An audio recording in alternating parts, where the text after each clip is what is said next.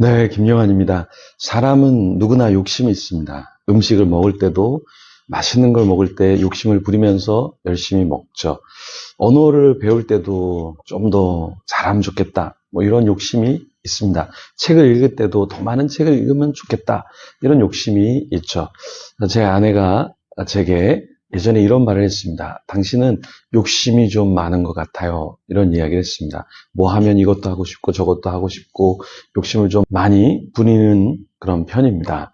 네. 근데 때로는 사람이 너무 욕심이 없어도 문제가 될 수 있죠. 뭘 하는데 욕심이 너무 없어서 그냥 아무것도 잘하고 싶지 않으면 어떤 걸 이룰 때 더디 이룰 수도 있고 아예 아무것도 이루지 못하는 경우도 있죠.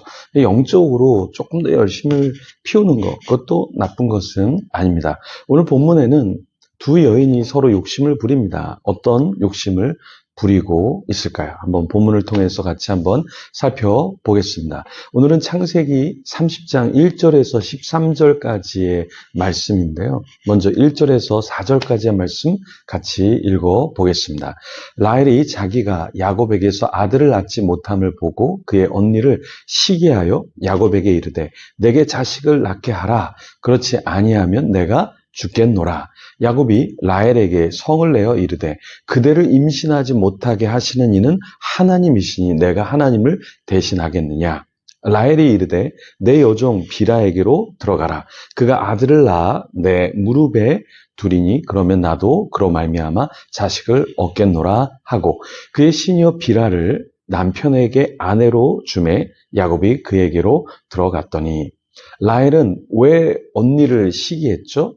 언니는 아기를 잘 낳는데 자신은 자녀를 낳지 못하고 있었죠. 그래서 언니가 4명의 자녀를 낳을 때 굉장히 시기 질투할 수밖에 없었죠. 라헬은 무엇을 야곱에게 말했습니까? 자신에게도 자녀를 낳게 해달라 이렇게 이야기를 했는데요.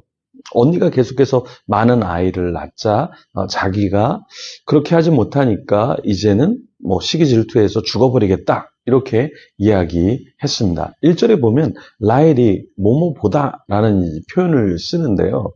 자, 1절 말씀에 보면 라헬이 자기가 야곱에게서 아들을 낳지 못함을 보고 그의 언니를 시기하여 야곱에게 이르되 내가 자식을 낳게 하라. 그렇지 아니하면 내가 죽겠노라. 이렇게 이야기를 합니다.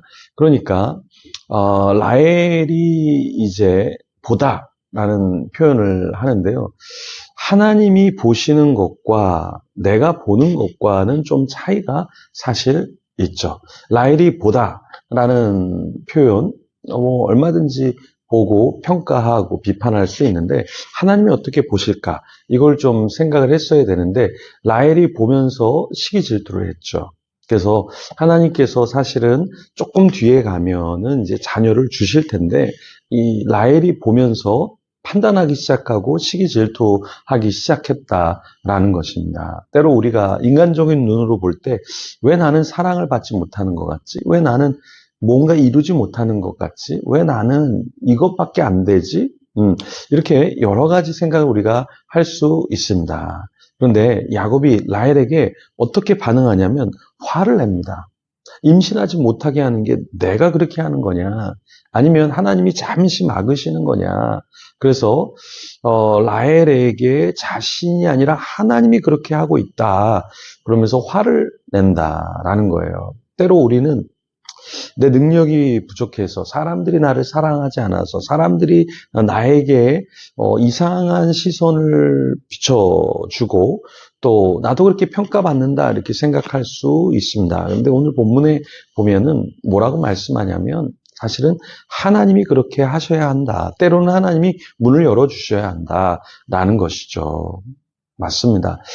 인간의 노력으로 다 이룰 수 있을 것 같은데 이 생명을 얻는 거 이거 인간의 노력으로 다 되는 것이 아니다라는 거예요. 예전에 제가 어떤 교회에 있을 때 영아부 사역을 오랫동안 하신 분이 계셨습니다. 근데 그분이 그런 얘기를 하셨어요.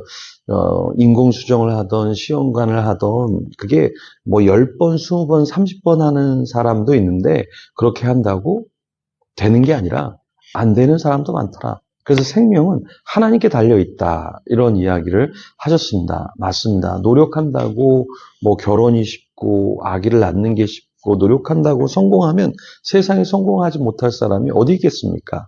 근데 때로는 하나님의 손에 달려있는 것들이 있다라는 거예요. 그래서 라헬이 야곱을 보고 당신 때문이야 라고 했을 때 야곱은 알았어요. 이건 나 때문이 아니라 하나님이 태의 문을 열어야 한다라는 것이죠. 하나님이 태의 문을 열어야 하신다. 이것을 고백한 것입니다. 라헬은 레아의 어떤 모습이 부러웠을까요? 무릎에 자녀를 두고 그렇게 자녀를 키우는 모습이 굉장히 부러웠을 거예요. 우리는 지금 어떤 것이 부럽나요? 여러분 어떤 것이 부러우세요?